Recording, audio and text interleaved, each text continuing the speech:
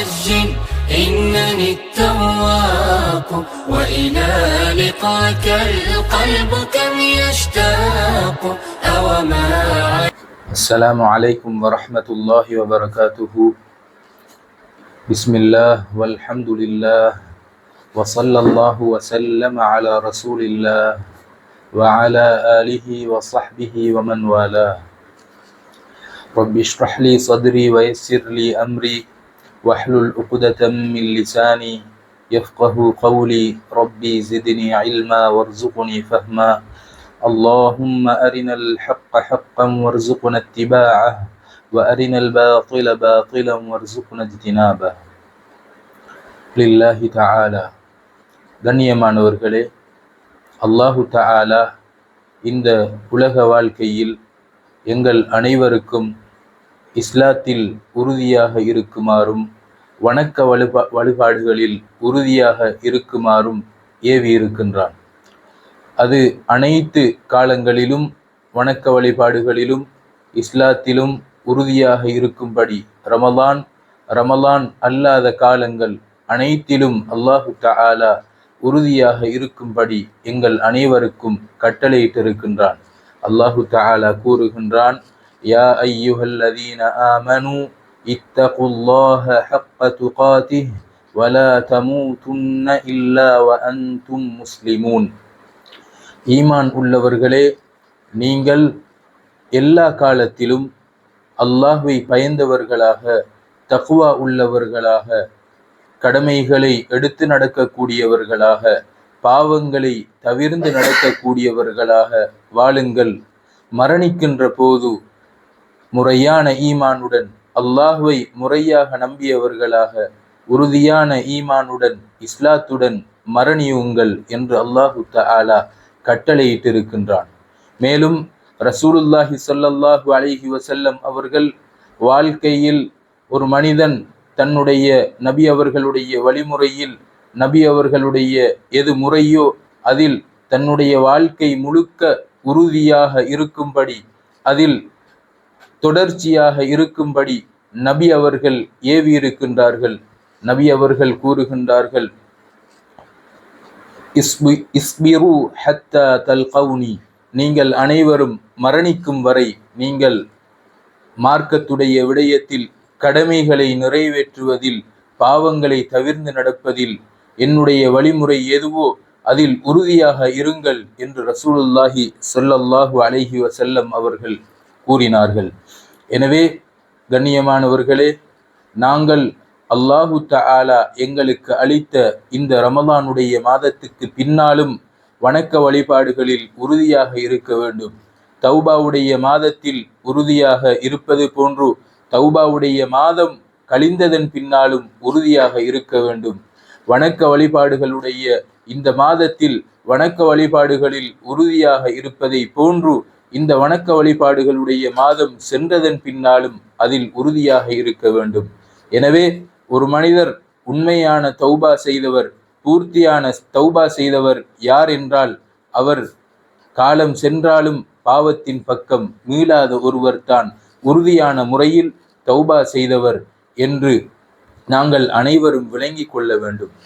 எனவே கண்ணியமானவர்களே, வரலாறுகளில் நாங்கள் பார்த்தோம் என்றால், சாபித் அல் புனானி ரஹிமஹுல்லாஹ் அவர்கள் எவ்வளவு வணக்க வழிபாடுகளில், தன்னுடைய வாழ்க்கையில் நபி அவர்களுடைய வழிமுறைகளை பின்பற்றுவதில், வணக்க வழிபாடுகளில் எவ்வளவு உறுதியாக இருந்தார்கள் என்பது ஆச்சரியமாக இருக்கின்றது. ஷுஅபுல் ஈமான் என்ற கிரந்தத்தில் பைஹகி ரஹிமஹுல்லாஹ் அவர்கள், அதே போன்று இப்னு அபி ஷைபா ரஹிமஹுல்லாஹ் அவர்கள் முஸன்னஃப் என்ற கிரந்தத்தில், அதே போன்று இன்னும் பல அறிஞர்கள் இந்த சம்பவத்தை பதிவு செய்திருக்கின்றார்கள்.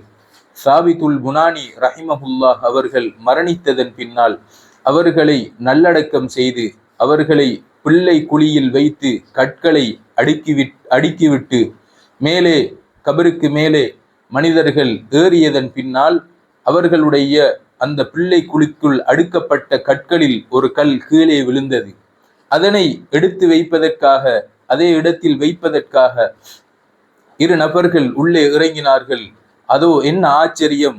அதற்குள் பார்க்கின்றார் ஒருவர், அந்த ஓட்டையினூடாக, கல் விழுந்த ஓட்டையினூடாக ஒருவர் பார்க்கிறார். சாபித்துல் புனானி ரஹிமஹுல்லாஹ் அவர்கள் அந்த கபருக்குள் நின்று தொழுது கொண்டிருக்கின்றார்கள்.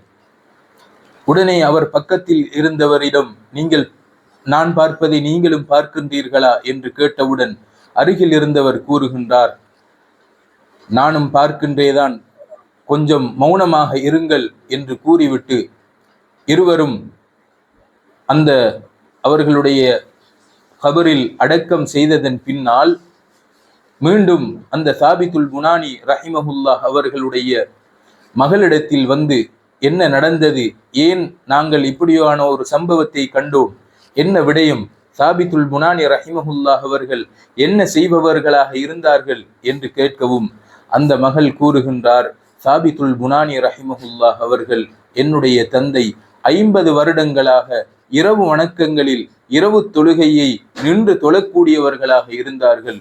அவ்வாறு 50 வருடங்களும் அவர்கள் இரவு தொழுகையை தொடராக நியமமாக நின்று தொழுதுவிட்டு தஹஜ்ஜுடைய நேரத்தில் அல்லாஹ்விடம் துஆ செய்வார்கள், யா அல்லாஹ், நீ கபரில் தொழக்கூடிய ஒரு பாக்கியத்தை எவருக்காவது கொடுத்தால் அதனை எனக்கு தா யா அல்லாஹ் என்று துஆ செய்யக்கூடியவர்களாக தொடராக 50 வருடம் துஆ செய்தவர்களாக இருந்தார்கள்.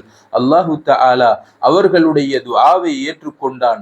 அவர்களுடைய வணக்க வழிபாடுகளில் அவர்கள் எவ்வளவு உறுதியாக இருந்தார்கள், 50 வருடங்கள் நின்று தொழக்கூடியவர்களாக இரவு வணக்கங்களில் ஈடுபடக்கூடியவர்களாக இருந்தார்கள். அதனால் அவர்கள் ஆசைப்பட்டார்கள், கபரிலும் அந்த வணக்க வழிபாடுகளை நான் தொடர வேண்டும் என்று ஆசைப்பட்டார்கள்.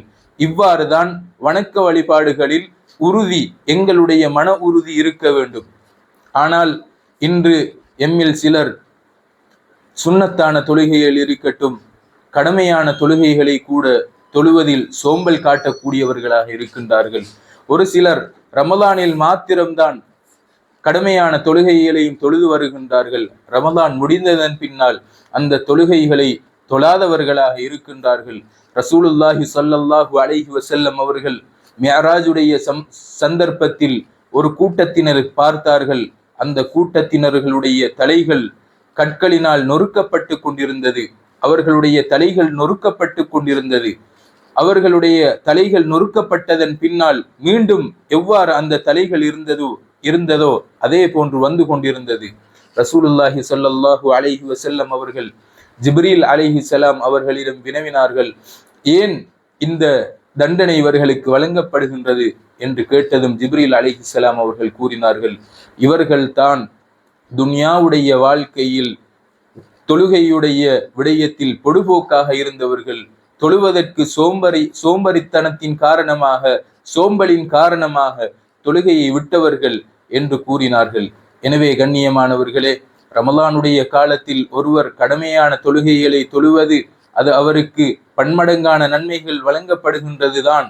அதனால் அர்த்தம் கிடையாது ரமலானில் மாத்திரம்தான் தொழ வேண்டும், ரமலானுக்கு பின்னால் தொழக்கூடாது, தொழுகையை விடலாம் என்பது அர்த்தம் கிடையாது. ஒருவர் ரமலானிலும் தொழ வேண்டும், ரமலானுக்கு பின்னாலும் தொழ வேண்டும், ரமலானிலும் அமல் இபாதத்கள் செய்ய வேண்டும், ரமலானுக்கு பின்னாலும் அவர் அமல் இபாதத்கள் செய்ய வேண்டும். ஏனென்றால் இந்த உலகில் அல்லாஹு தஆலா எங்களுக்கு தந்த வாழ்க்கை அது மிகவும் குறுகிய நாட்களாக, குறுகிய நேரங்களாக, குறுகிய நிமிடங்களாக இருக்கின்றது. எனவே புத்திசாலி யார் என்றால் இந்த துன்யாவுடைய வாழ்க்கையை அவர் அனுபவிக்காமல் மறுமையுடைய வாழ்க்கைக்காக வேண்டி தயாராகுவதற்காக தன்னுடைய மனதை இந்த உலக வாழ்க்கையில் கட்டுப்படுத்தி வாழ்பவர்தான். பாக்கியம் பெற்றவர் யார் என்றால் இந்த துன்யாவுடைய வாழ்க்கையில் தன்னுடைய மறுமையுடைய வாழ்க்கையை தயாரித்துக் கொள்பவர்தான் பாக்கியம் பெற்றவராக இருக்கின்றார்.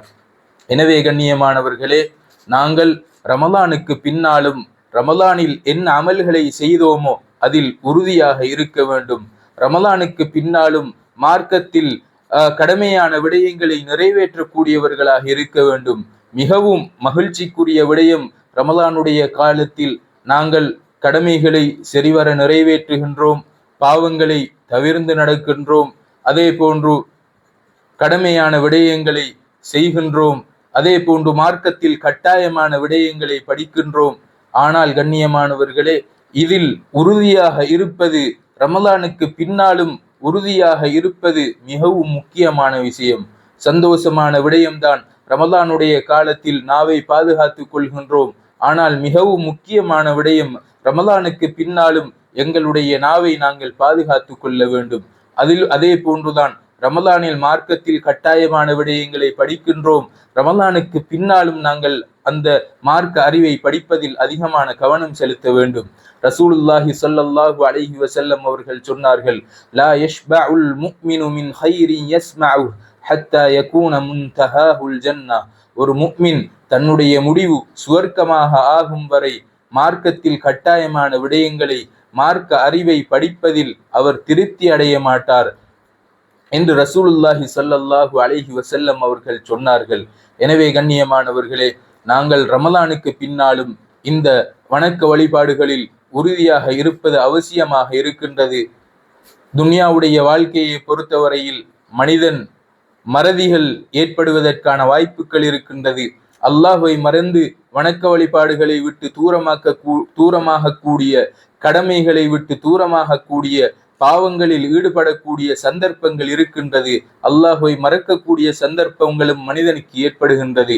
அதனால் தௌபா என்ற ஒன்றை மறந்துவிடக் கூடாது. பாவம் நடந்து விட்டது என்றால், ரமலானுக்கு பின்னாலும் கடமைகளை செய்வதில் குறைபாடுகள் ஏற்பட்டு விட்டது என்றால், பாவங்கள் செய்வதில் கவனம் சென்று விட்டது என்றால், உடனடியாக தௌபா செய்து மீள வேண்டும். அல்லாஹு தஆலா தௌபா செய்வதை ஏற்றுக்கொள்கின்றான். முறையான முறையில் தௌபா செய்யக்கூடியவர்களுடைய தௌபாவை அல்லாஹு தஆலா ஏற்றுக்கொள்கின்றான். ஒரு மனிதன் பெருநாள் தினத்தில் சந்தோஷம் அடைவது அது மிகவும் முக்கியமான விடயம்.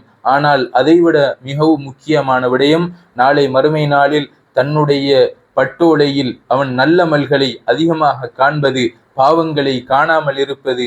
இது மிகவும் பெருநாளுடைய சந்தோஷத்தை விட மிகவும் பெருமதியான மகத்துவமான ஒரு சந்தோஷமாக இருக்கின்றது.